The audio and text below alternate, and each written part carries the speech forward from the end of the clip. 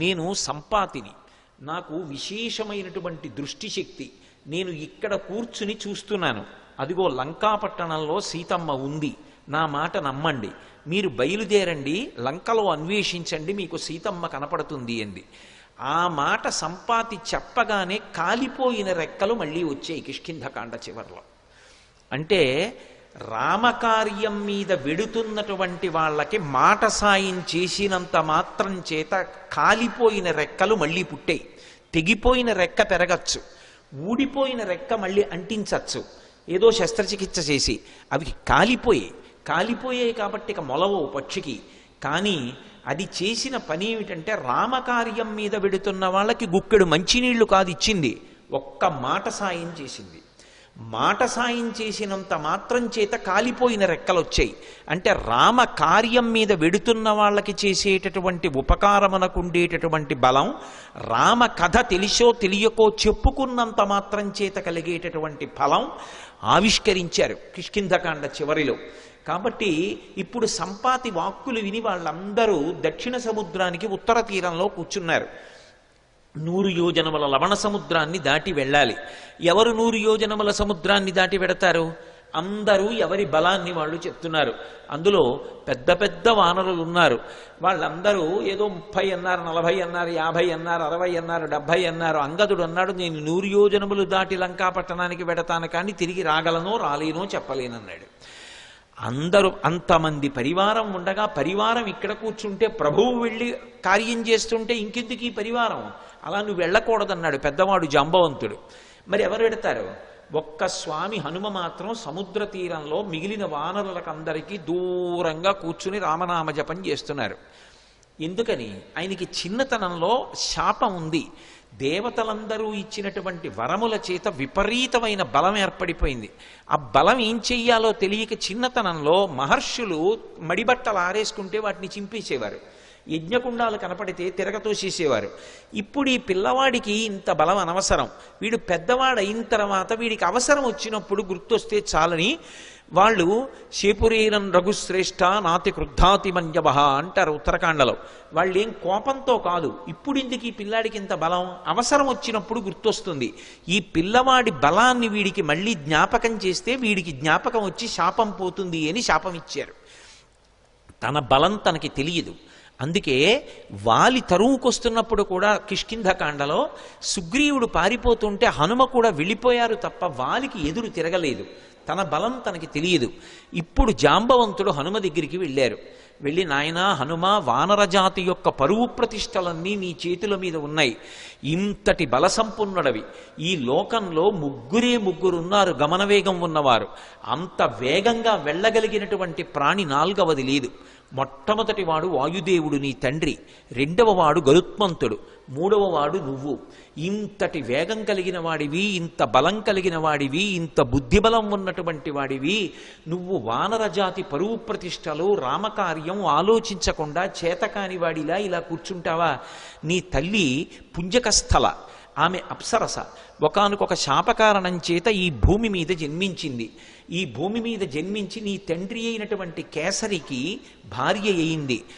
ఆమెకి వాయుదేవుని యందు ఔరసపుత్రుడిగా జన్మించిన వాడివి.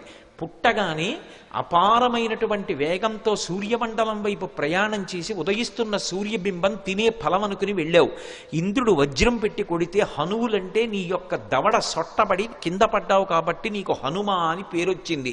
ఆ పేరు ఉంచుకోవాలి అని ఇంద్రుడు పరమ సంతోషంతో తన మెడలో ఉన్న పద్మాల మాల పైకెత్తి ఊపి, ఈ పిల్లవాడికి ఇంకొక పేరు ఉండకూడదు, నా వజ్రం చేత పుట్టిన పిల్లవాడిని కొడితే ఎడమ దవడ సొట్టబడింది కాబట్టి ఈ పిల్లవాడికి హనుమ అని పేరుంటుందన్నాడు. దేవతలందరూ తమ శక్తులు ధారపోశారు. నీ అంత శక్తివంతుడు లోకంలో ఇంకొకడు లేడు. ఇంతటి వేగం కలిగిన వాడివి, ఇంత శక్తి కలిగిన వాడివి, నువ్వు ఇలా కూర్చుంటావా? ఒకప్పుడు నాకు కూడా ఎంతో బలం ఉండేది. వామనమూర్తిగా శ్రీ మహావిష్ణువు ఈ భూమ్యాకాశములనన్నింటినీ ఆక్రమిస్తే ఇంతంతైవటుడు ఇంతయై వరుయుతానింతై యభోవీధిపై అంతై తోయదమండలగ్రమణ కల్లంతై ప్రభారాశిపై అంతై చంద్రునకంతయై ధ్రువునిపై అంతై మహర్వాటిపై అంతై సత్యపదోన్నతుండకుచు బ్రహ్మాండంత సంవర్ధి అని పెరిగిపోతే ఆ వామనమూర్తికి త్రివిక్రమావతారానికి 21 మార్లు ప్రదక్షిణం చేశాను నేను. కానీ ఇప్పుడు వృద్ధుణ్ణైపోయాను, బడలిపోయాను, 100 యోజనములు దాటలేను. కాబట్టి పిల్లవాడివి, శక్తివంతుడవు, నువ్వు శక్తి పుంజుకొని బయలుదేరాలని జాంబవంతుడు హనుమతో మాట్లాడి ఒక మాట అన్నాడు. హనుమాన్ హరిరాజస్య సుగ్రీవస్య సమోహ్యపి రామలక్ష్మణయోశ్చాపి తేజసాచ బలీనచ. జాంబవంతుడు రామాయణంలో ఏదైనా చెప్పాడు అంటే దానికి ఒక ప్రమాణం ఉంటుంది. ఎందుకంటే సృష్టికర్త అయిన బ్రహ్మగారు ఆవలిస్తే బ్రహ్మగారి అంశతో బయటికి వచ్చినటువంటి వాడు. ఆయన అంటున్నాడు, హనుమాన్ హరిరాజస్య, ఓ హనుమ, నువ్వు వానరులకందరికీ కూడా రాజుతో సమానమైన వాడివి. పేరుకి సుగ్రీవుడు రాజు, కానీ సుగ్రీవుడి కన్నా నువ్వు ఏ విషయంలో తక్కువ కాదు. సుగ్రీవుడే కాదు, రామలక్ష్మణయోశ్చాపి తేజసాచ బలీనచ, రామలక్ష్మణులతో కూడా నువ్వు తేజస్సులో బలంలో సమానమైనటువంటి వాడివి. అటువంటి వాడివి ఇలా కూర్చుంటావా? ఉత్తిష్ట హర్షార్దూల హరిషార్దూల లంఘవస్య మహార్ణవం పరాహి సర్వభూతానాం హనుమన్యా గతిస్తవ. ఓ హనుమ, నీవు నీ బలాన్ని జ్ఞాపకాన్ని తెచ్చుకొని పైకి లేచి ఈ సముద్రాన్ని దాటు. నువ్వు దాటుతున్నప్పుడు ఈ బ్రహ్మాండంలో ఉన్నటువంటి సమస్త భూతములు ఆశ్చర్యపోతాయి నీ గమనశక్తిని చూసి. ఆశ్చర్యపోయి భూతకోటి అంతా లేచి నిలబడి నమస్కరిస్తుంది. అంత వేగంతో వెళ్ళగలిగిన వాడివి. అటువంటి వాడివి ఇలా కూర్చోకూడదు. వానర జాతి పరువంతా నీ చేతిలో ఉంది. నువ్వు ఇవాళ వెళ్ళి సీతమ్మ దర్శనం చేసి వచ్చి ఆమె జాడ తీసుకొస్తే మనం వెళ్ళి మళ్ళీ సుగ్రీవుడికి చెప్తే, సుగ్రీవుడు రాముడికి చెప్తే, రాముడి వలన ఉపకారం పొందినటువంటి సుగ్రీవుడు ప్రత్యుపకారం చేశాడనేటటువంటి మాట నిజమవుతుంది. లేకపోతే మన ప్రభువు పరువు పోతుంది. ప్రభువు చేత పరిపాలింపబడిన వానర జాతి పరువు పోతుంది. ఇంతమంది పరువు నీ చేతిలో ఉంది. ఇంతమంది శోకాన్ని పోగొట్టగలిగిన వాడివి నువ్వే. నాయనా లే అని ఒక్కసారి ప్రచోదనం చేస్తే శాప విమోచనం అయిపోయింది. తెలియక ఒక మాట అంటుంటారు, హనుమకి తన బలం గుర్తు చెయ్యాలని. మనం ఇప్పుడు జ్ఞాపకం చెయ్యక్కర్లేదు. ఎప్పుడో కిష్కింధకాండ చివరిలో సుగ్రీవుడు చేసినటువంటి స్తోత్రం చేత హనుమ యొక్క ఆ శాపమంతా విమోచనం అయిపోయింది. వెంటనే ఆయన తన బలాన్ని తాను జ్ఞాపకానికి తెచ్చుకొని మహేంద్రగిరి మీదకి ఎక్కుతూ అక్కడ నిలబడి ఒక మాట చెప్పారు, నా బలం నాకు జ్ఞాపకానికి వచ్చింది. నాతో సమానంగా వెళ్ళగలిగినటువంటి వాళ్ళు ఇద్దరే. ఒకటి నా తండ్రి వాయుదేవుడు, 2 గరుత్మంతుడు. నేను ఎంత వేగంగా వెడతానంటే సూర్యుడు ఉదయాద్రి మీద ఉదయించి ప్రయాణం ప్రారంభం చేసినప్పుడు సూర్యుడితో పాటుగా ప్రయాణం ప్రారంభం చేసి సూర్యుడు మధ్యాహ్నానికి ఆకాశం మధ్యలోకి వచ్చేటప్పటికి నేను పశ్చిమాద్రికి వెళ్ళి పశ్చిమాద్రిని ముట్టుకుని మళ్ళీ తిరిగి వచ్చి మధ్యాహ్నం సూర్యబింబాన్ని కలవగలను. అంత వేగంతో వెళ్ళగలను. సముద్రం మీద నేను వెడుతున్నప్పుడు నా వేగాన్ని తట్టుకోలేక నా తొడల యొక్క వేగానికి సముద్రాన్నంతటినీ చాప చుట్టినట్టు చుట్టి నీటిని పైకెత్తి తీసుకుపోగలను. ఆకాశంలో ఉండేటటువంటి మేఘములనన్నిటినీ కూడా నా భుజముల చేత కట్టకట్టి ఈడ్చేయగలను. ఈవలి ఒడ్డున నిలబడి ఆవలి ఒడ్డుని నా చేతితో స్పృశించగలను. పర్వతములను పైకెత్తి ఆడి వాటిని చూర్ణములను చెయ్యగలను. ఈ భూమినంతటినీ చుట్టతాను. సముద్రాలన్నింటినీ కూడా కలచివేసి అవి తమ చెలియల కట్టలు దాటి ప్రవహించేలా చెయ్యగలను. అంతటి శక్తివంతుడనన్న విషయం నాకు అర్థమైంది. ఇప్పుడు నేను లంకాపట్టణానికి బయలుదేరుతున్నాను, మీరు నిశ్చింతగా ఉండండి మహేంద్రగిరి మీద నిలబడి సవేగవాన్ వేగ సమాహితాత్మ హరిప్రవీర పరవీరహంత మనస్సమాధాయ మహానుభావో జగామలంకాం మనసా మనస్వీ అని పూర్తి చేశారు మహర్షి కిష్కింధకాండ. ఆ హనుమ ఇంకా లంకాపట్టణానికి తన శరీరంతో వెళ్ళాలి. కానీ ఆయన అత్యంత ఉత్సాహంతో తన మనసుతో ఏనాడో చేరిపోయారు లంకాపట్టణానికి. శోకం అన్నది ఎక్కడుంటుందంటే మనసులో ఉంటుంది. ఆ శోకం పోవడానికి మార్గం ప్రయత్నం ఎక్కడుంటాయంటే మనసులోనే ఉంటాయి. ఆ మనసు పరిపుష్టం కావాలంటే, మళ్ళీ అటువంటి తేజస్సుని పుంజుకోవాలంటే, ఎంత కష్టాన్నైనా దాటగలగాలంటే హనుమ యొక్క అనుగ్రహంతో, సీతారాముల అనుగ్రహంతో మనసు ప్రచోదనం పొందాలంటే సుందరకాండ చదవండి అని చెప్తారు. ఇంతమంది వానరులు ఉత్తర తీరంలో నిలబడిపోతే ఒక్క హనుమ మాత్రం ఎంత ఉత్సాహంగా వెడుతున్నారంటే శత్రుపురానికి మనసుతో ఆయన చేరిపోయారు. ఇక శరీరంతో వెళ్ళాలంతే. అంత అద్భుతమైనటువంటి రీతిలో ప్రయాణం చేయడానికి ఆ మహేంద్రగిరి మీద నిలబడినటువంటి స్వామి హనుమ యొక్క స్థితిని ఆవిష్కరిస్తూ సుందరకాండ ప్రారంభం అవుతుంది. ప్రారంభం చేస్తూ మొదటి శ్లోకంలో మహర్షి అంటారు, తతో రావణనీతాయా సీతాయా శత్రుకర్షణ ఈయేష పథమన్వేష్టం చారణాచరితే పథి. చారణులు ప్రయాణం చేసేటటువంటి మార్గం ఏదుందో ఆ మార్గంలో ప్రయాణం చేసి రావణుడి చేత అపహరింపబడినటువంటి సీతమ్మ జాడ కనిపెట్టడానికి స్వామి హనుమ శత్రుకర్షణుడై సంకల్పమును చేసి ఉన్నారు. ఎవ్వరూ చెయ్యలేనటువంటి సంకల్పం. అవతల దుర్నిరీక్షుడైనటువంటి రాక్షసుడు, అపారమైనటువంటి తపస్సు చేసినవాడు, కాంచనలంకకి అధిపతి, 100 యోజనముల సముద్రాన్ని దాటి వెళ్ళాలి. ఆవలి ఒడ్డున దిగిన దగ్గర నుంచి విచ్చుకత్తులు పట్టుకుని రాక్షసులు నిలబడతారు.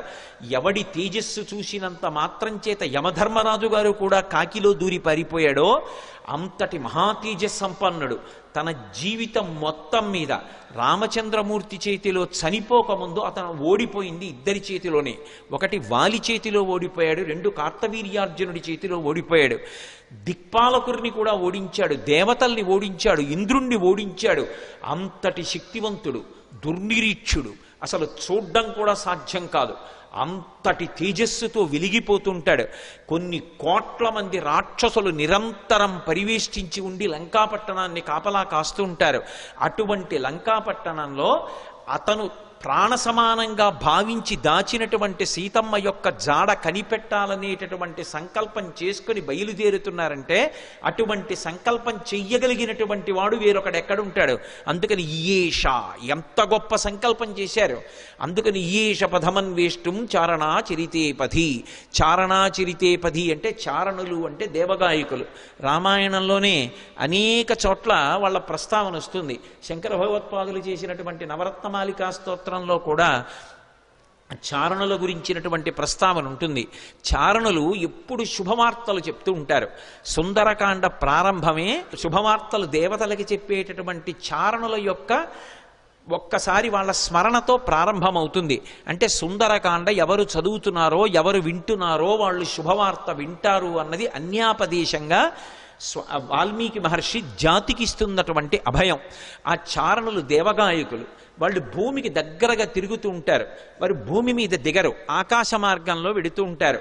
అంటే స్వామి హనుమ సముద్రం మీద కాకుండా సముద్రానికి తగలకుండా ఆకాశ మార్గంలో వెళ్ళడానికి నిర్ణయించుకున్నారు అన్నది భావన. ఎందుచేత అంతటి శక్తివంతుడు, అంతటి గమనవేగం కలిగిన వాడు, గరుత్మంతుడితో సమానమైన వాడు కాబట్టి ఆయన వెళ్ళగలరు ఆకాశంలో. కాబట్టి తతో రావణనీతాయా సీతాయా శత్రుకర్షణ ఈయేష పథమన్వేష్టం చారణాచరితే పథి. అదే శ్లోకం సంసారం అనేటటువంటి సముద్రాన్ని తరించడానికి ఎటువంటి ఉపాయములను అనుష్ఠిస్తారో అటువంటి ఉపాయములు హనుమ ద్వారా ఆవిష్కరింపబడిన కాండ కాబట్టి అదే శ్లోకాన్ని వేరొక రకంగా అన్వయం అయినప్పుడు హనుమ వలన మాత్రమే మళ్ళీ అందులో ఇంకొక విషయం ఆవిష్కరింపబడుతుంది. ఆయన చారణాచరితే పథి, చారణులు వెళ్ళినటువంటి మార్గంలో వెడుతున్నారు. చరణము అన్న మాట దేనికి అన్వయం అవుతుందంటే ప్రధానంగా వేదంలో ఉండేటటువంటి మంత్రభాగాలు ఉంటాయి. వేదంలో ఉండేటటువంటి మంత్రభాగాలకి సంబంధించినటువంటి విభాగాల్ని చరణములు అని పిలుస్తారు.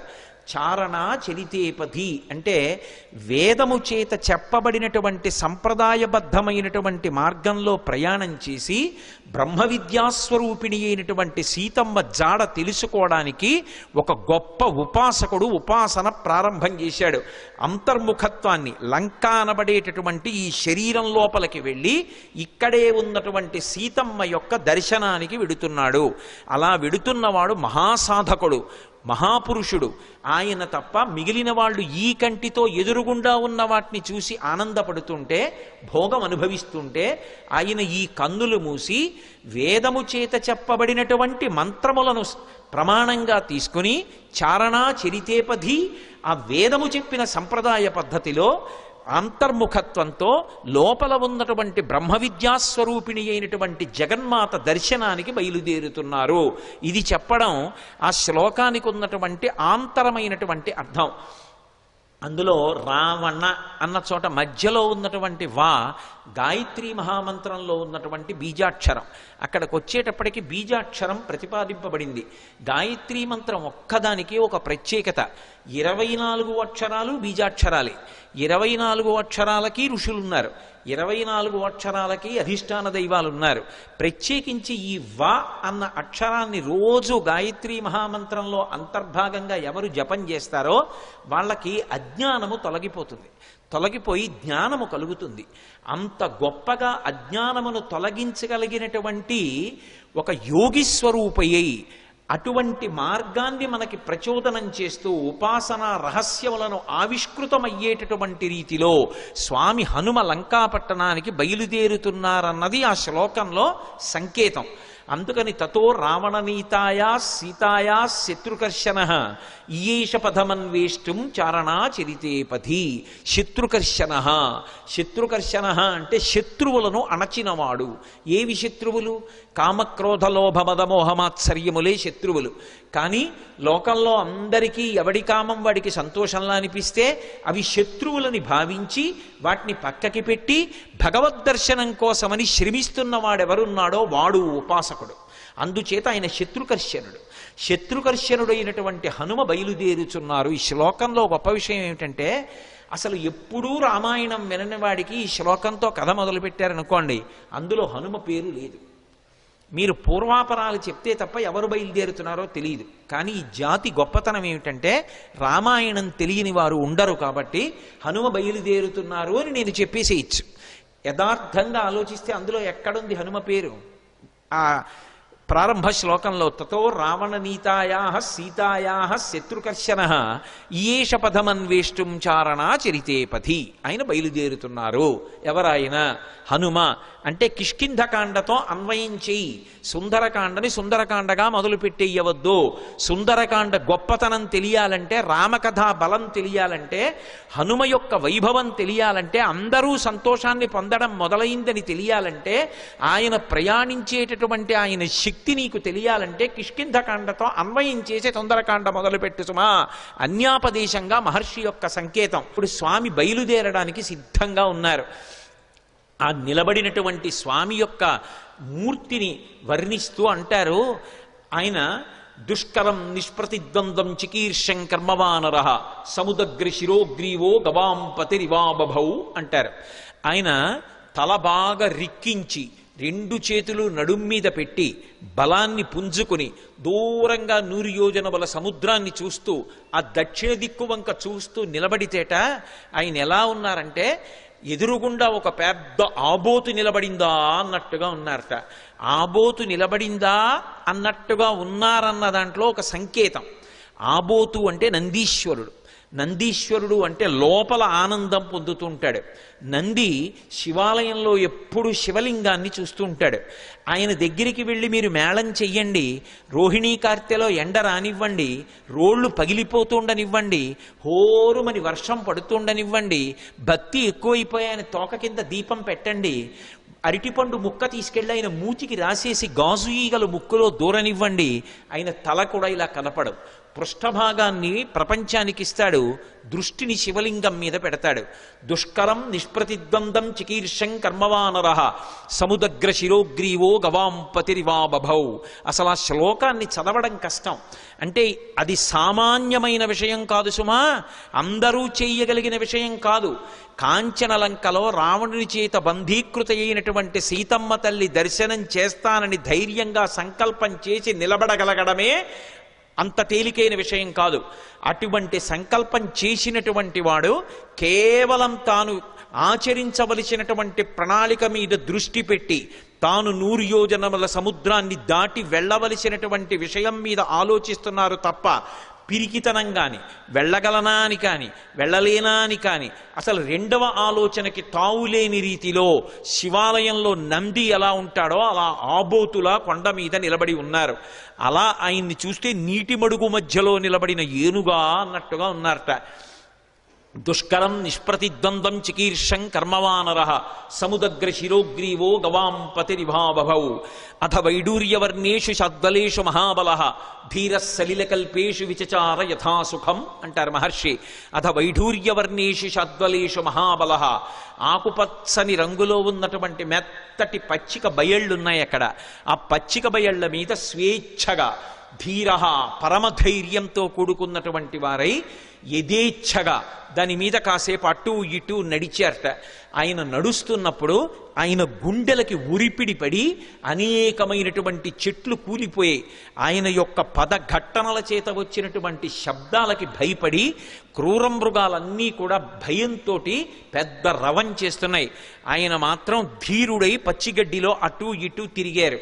అంటే లౌకికమైనటువంటి భోగములను త్రోషిరాజని శరీరం ఎంత క్లేశం పొందినా ఒకప్పుడు పాతాళలింగం దగ్గర కూర్చుని ధ్యానం చేస్తున్నటువంటి భగవాన్ రమణుల తొడల కింద తేళ్లు జెర్రిలు చేరి కరిచేస్తే నెత్తురు కారిపోయి మాంసం బయటికొచ్చి అట్టలు కట్టినా స్పృహలేక అన్ని భోగములను విసర్జించి కటిక చీకట్లో ముళ్ళకంపల్లో భగవద్దర్శనాన్ని అపేక్షిస్తూ ధ్యానమనందు నిలబడిపోయినటువంటి భగవాన్ రమణుల యొక్క స్థితి ఎలా ఉంటుందో అలా సమస్త భోగములను త్రోషిరాజని శరీరం ఎంత క్లేశపడినా భగవద్దర్శనాభిలాషి అయి ఆ లంకాపట్టణాన్ని చేరడానికి సీతామాత దర్శనానికి ఉద్యుక్తులవుతున్నటువంటి హనుమ యొక్క ఆ తిరుగులేనటువంటి విశ్వాసమునకు ఆయన యొక్క నిర్ణయానికి ప్రతీకగా నిలబడినటువంటి ఆ బాహ్య స్థితిని ఆవిష్కరిస్తుంది శ్లోకం.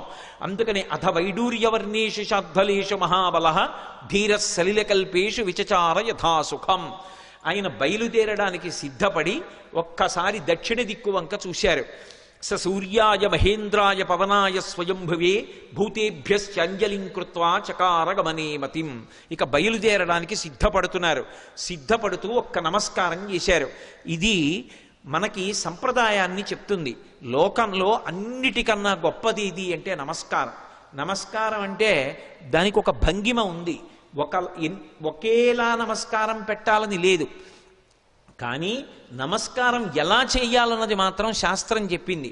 ఒకటి, ఇలా రెండు చేతులు కలిపి ఇలా బుద్ధిస్థానమైన తల తాటిస్తే 5 కర్మేంద్రియములు 5 జ్ఞానేంద్రియములు బుద్ధి 11ంటిని మీ పాదముల దగ్గర న్యాసం చేశాను. మీరు నన్ను పైకెత్తి నా కర్మేంద్రియములు జ్ఞానేంద్రియములు బుద్ధి కలిసి నేను ఉన్నత పదంలో నడిచేటట్టుగా నన్ను అనుగ్రహించండి అని ఎవరికి నమస్కారం చేశారో వారి మీద మీ భారం పెట్టినట్టు. నమస్కారం చెయ్యడం తేలిక, తెలిసి నమస్కారం చేయడం చాలా కష్టం. తెలిసి నమస్కారం చేసిన వాడిని అనుగ్రహించడానికి అందుకునేటటువంటి వాడికి కర్తవ్యం మరింత పెద్దది ఉంటుంది. ఏదో నమస్కారం చేయడం వేరు, నమస్కారం చేసినటువంటి వాడిని పైకెత్తిన వాడు ఎవరుంటాడో వాడి మీద కర్తవ్యం పెరిగిపోతుంది. వచ్చి పడిపోతారు. నేల మీద పడితే ప్రణిపాతం అంటారు. స్వర్ణదండం ఎలా పడిపోతుందో అలా పడిపోతారు. అలా పడిపోతే దాని అర్థం ఏమిటంటే ఎంత కింద పడిపోవచ్చో అంత కింద పడిపోయాను, ఇంకింతకన్నా కింద పడిపోవడానికి అవకాశం లేదు. మీరు క్రింద పడలేదు, కూర్చుని ఉన్నారు, నిలబడి ఉన్నారు. క్రింద పడిన నన్ను పైకెత్తండి అని అడిగినట్టు. క్రింద పడిపోయిన వాడిని ఏం చెయ్యాలి? నోటి మాటతో అయ్యో లేవండి అనాలి, లేదా భుజములు పట్టి పైకెత్తాలి. లేవండి అన్నందుకు, భుజములు పట్టి పైకెత్తినందుకు జీవితంలో కూడా అతన్ని పైకెత్తవలసిన కర్తవ్యం నమస్కారం అందుకున్న వాడి మీద ఉంటుంది. నమస్కారం పెట్టించుకోవడం, నమస్కారం అందుకోవడం అంత తేలిక కాదు. నమస్కారాలు పెట్టించుకోవడం అంత బరువైనటువంటి విషయం. అంత జాగ్రత్తగా ఉండాలి అలా నమస్కారం పెట్టేవాళ్ళు ఉంటే. అలాగే అభివాదము అంటారు. 2 చెవులు పట్టుకుని చతుస్సాగర పర్యంతంగో బ్రాహ్మణేభ్య శుభం భవతు అంటూ చెప్తారు. అది చెప్పినప్పుడు పాదాల దగ్గర పట్టుకుని చేతులు మెల్లమెల్లగా పైకి తీసి మోకాళ్ళ దగ్గర పట్టుకుని వంగి చేయి అడ్డు పెట్టుకుని అప్పుడు అభివాదం చెప్పాలి, పేరు చెప్పాలి. పేరు చెప్పారు అంటే అభివాదం చేశారు అంటారు. అలా ఎక్కడ పడితే అక్కడ ఫోన్లోనూ అభివాదాలు చేయకూడదు. అభివాదం చేశారంటే అవతల వారు ప్రశాంతంగా ఉండాలి. మీ గురించి వినడానికి వారు ప్రశాంతంగా ఉంటే అప్పుడు మాత్రమే అభివాదం చేసి చెప్పాలి తప్ప సభలోకి వస్తున్నప్పుడు, సభలో ఏదో ఇక ఉపన్యాసానికి పైకి వెళ్ళిపోయేటప్పుడు అప్పుడు వచ్చి చతుస్సాగర పర్యంతం అని అభివాదాలు మొదలు పెట్టకూడదు. అభివాదం ఎక్కడ చెయ్యాలో అక్కడే చెయ్యాలి. మొట్టమొదట సంప్రదాయంలో నమస్కారం ఎవరికి అందాలంటే గురువు గారికి అందాలి. అందుకే ఆ నమస్కారం ఎప్పుడు చేస్తారంటే నిద్రమంచం నుంచి లేచి లేవగానే కుడికాలు కింద పెట్టేటప్పుడు సముద్రవసనీదేవి పర్వత స్తనమండలే విష్ణుపత్ని నమస్తుభ్యం పాదాహతిం క్షమస్వమే అని భూదేవి మీద కాలు పెడుతున్నాను కాబట్టి అమ్మ దిక్కు లేక కాలు పెడుతున్నాను క్షమించమని కాలు పెట్టి నిలబడగానే నేల మీద పడిపోవాలి. అది పడక గది కానివ్వండి, ఏది కానివ్వండి, నేల మీద పడి గురువుగారి పాదాలు స్మరించాలి. గురువుగారు వచ్చి ఎదురుగుండా నిలబడ్డారని భావన చేసి గురువుగారికి నమస్కారం చేసి లేచి నిలబడాలి. అందుకని గురువుగారితో ప్రారంభం. ఏది మొదలు పెట్టండి, గురువుగారికి వందనం చేసి మొదలు పెడతారు. గురువుగారే నా చేత చేయిస్తున్నారని. మళ్ళీ అయిపోయిన తరువాత గురుమండలానికి అంతటికీ నమస్కారం. అదే మంగళాశాసన పరై మదాచార్య పురోగమై అని గురువుకి నమస్కారం చేసి పూర్తి చేస్తారు. మొట్టమొదట గురువుకి నమస్కారం చేయాలి. గురువు చేసిన ఉపకారం చెయ్యగలిగిన వాడు లోకంలో ఎవ్వరు ఉండడు. తల్లిదండ్రులు కూడా శరీరాన్ని ఇస్తారు, మళ్ళీ శరీరంలోకి రావలసిన అవసరం లేని జ్ఞానం ఇవ్వగలిగిన వాడు గురువు ఒక్కడే. అటువంటి గురువుకి నమస్కారం చెయ్యడం వినా అసలు మనం చెయ్యగలిగినది ఇంకొకటి ఉండదు. ఎందుకంటే గురువుకి ఈశ్వరుడు తప్ప ఇంకేం అక్కర్లేదు. అటువంటి గురువుకి మీరు ఏం పట్టుకొచ్చిస్తారు? అంతటా నిండిపోయినటువంటి మనసు కలిగినటువంటి గురువుకి పంచల చాపునీయగలిగిన సాలెవాడు ఈ భూమి మీద పుట్టలేదు. గురువుకి చేసేది నమస్కారం ఒక్కటే. అందుకే రుక్మిణీదేవి అంటుంది భాగవతంలో, జలజాతెక్షణు తోడి తెచ్చితివి నా సందేశముంచెప్పి నను నిలువం పెట్టితివి నీ కృపన్ బ్రతికితిన్ నీకన్న పుణ్యాత్మకుల్ కలరే దీనికి నీకున్ ప్రత్యుపకృతిన్ చేయంగనేనేర అంజలి ఘటించదభుసురాన్వయమణి సద్బంధు చింతామణి అంటుంది. అంజలి అంటే రెండు చేతులు ఇలా పెట్టి నమస్కరిస్తే అంజలి పట్టారు అంటారు. అంజలి ఘటించదభుసురాన్వయమణి సద్బంధు చింతామణి అంటుంది. గురువు గారిని తలుచుకుని నమస్కారం చెయ్యకుండా ఏ కార్యం చెయ్యకూడదు. శ్రీ గురుభ్యో నమః అని ప్రారంభం. శ్రీ ఉమామహేశ్వర పరబ్రహ్మార్పణమస్తు. స్వస్తి.